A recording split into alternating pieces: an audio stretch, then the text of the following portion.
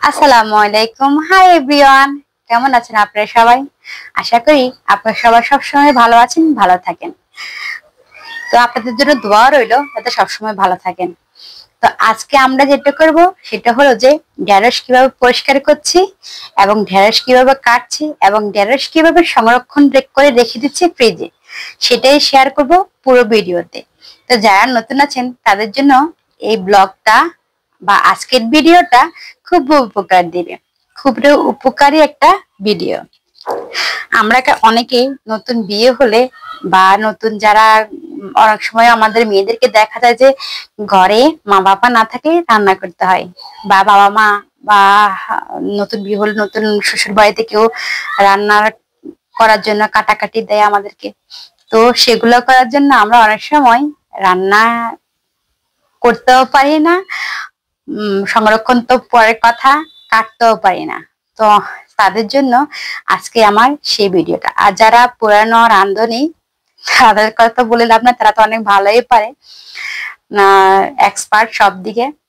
তো এই ভিডিওগুলো সম্পূর্ণ নতুনদের জন্য। তা আমি প্রথমে ঢেঁড়সগুলো সুন্দর করে ধুয়ে পরিষ্কার করে নিলাম। নেওয়ার পরে পানিটা ছেঁকে ফেলে দিয়ে এখন দুটো করে বা তিনটো করে ঢেঁড়স নেবেন, দুইটা বা তিনটা করে ঢেঁড়স নেবেন, নিয়ে এভাবে মুখাটা কেটে ছুরির সাহায্যে সুন্দর করে টুকরো টুকরো করে নেবেন। একটু টুকরো টুকরো করে নিলে কি হয়, ঢেঁড়স গুলো আপনার গলে না সহজে, সুন্দরভাবে এবং পারফেক্ট ভাবে ভাজি করার সময় সিদ্ধ হয়ে যায়। বা ফ্রিজে যখন আপনি সংরক্ষণ করে রাখবেন, প্রয়োজন করে রাখবেন ডিপে, তখনও এই ঢেঁড়স গুলো অনেক সুন্দর আর আস্তে আস্তে থাকবে, গলবে না। এই ঢেঁড়স গুলা যখন বেশি আপনারা ছোট করবেন বা আমরা ছোট করব, তখন আর আপনার এই ঢেঁড়স গুলো একটু গলে যাবে, কেমন যেন আঠালো আঠালো হয়ে যাবে। এর জন্য ঢেঁড়স গুলো একটু বড় বড় টুকটুক করে কাটলে ঢেঁড়স ভাজিটা পারফেক্ট হয়। তো কেমন করে টুকরো গুলো করলাম সেটা তো আপনারা দেখলেন।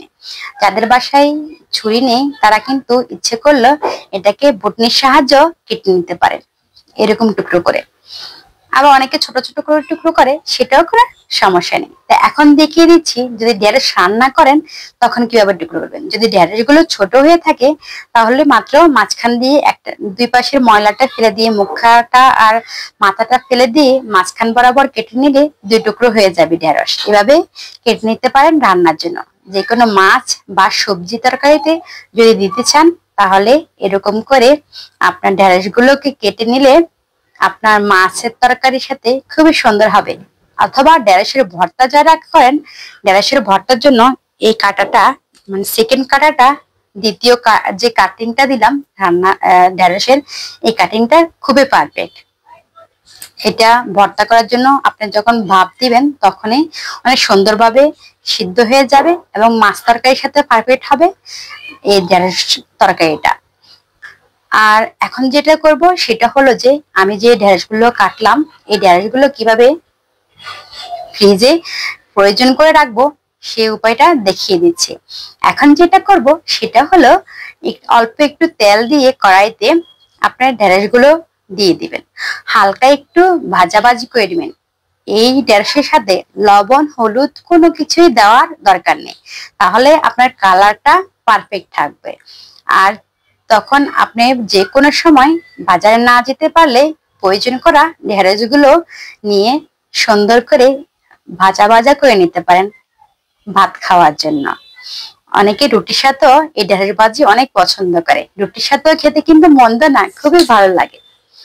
তো আপনারা এভাবে হালকা একটু ভেজে নিয়ে ফ্রিজে একটা বক্সের মধ্যে রেখে দিতে পারেন 1 সপ্তাহের জন্য। অনেকে 1 বছরের জন্য রেখে দেয় যখন ঢেঁড়সের দাম কম থাকে তখন। তো আমার মনে হয় ফ্রিজে বেশিক্ষণ না রেখে 1 সপ্তাহের জন্য রেখে দিয়ে রান্না করলে বেশি সুন্দর আর ফ্রেশ থাকে, খাবারটা খেতেও দারুণ লাগে। অনেকে বলে যে 1 বছর 1 মাসের জন্য রেখে দিচ্ছি, ওই খাবারগুলো আসলে বেশি একটা মজা হয় না। তবে 1 সপ্তাহের জন্য রাখলে ওই খাবারগুলো খুবই সুন্দর লাগে দেখতে, যেমন তেমন খেতেও ভালো লাগে। আর এখন তো সব সময় সিজনাল, মানে সিজন আনসিজন সব সময় যে কোনো সবজি তরকারি ঢাকাতে পাওয়া যায়। এভাবে একটা বক্সে যখন হালকা একটু ভেজে নিয়ে ঢেঁড়সগুলো রেখে দিবেন, এভাবে একটা বক্সে করে ফ্রিজে প্রয়োজন করে রেখে দিবেন।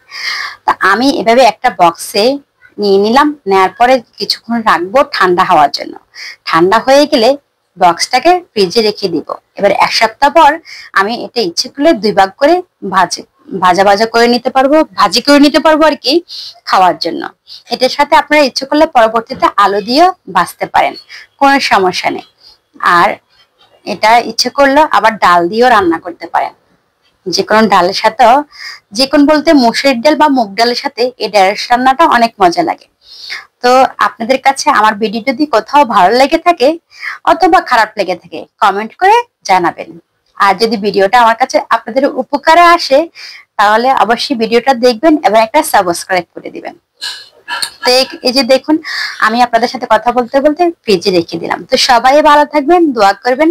আল্লাহ হাফেজ।